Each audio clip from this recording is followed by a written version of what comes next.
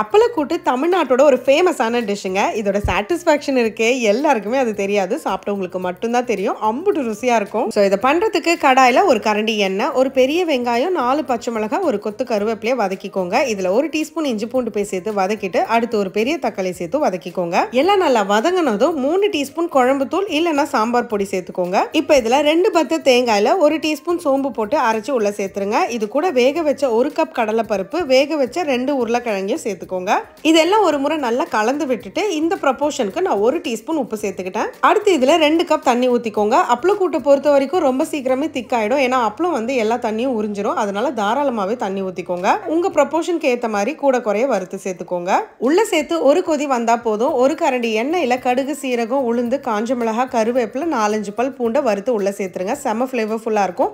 கடைசியாக கொத்தமல்லி சேர்த்து இறக்குனீங்கன்னா அட்டகாசமான அப்பளக்கூட்டு தயார். எப்படி?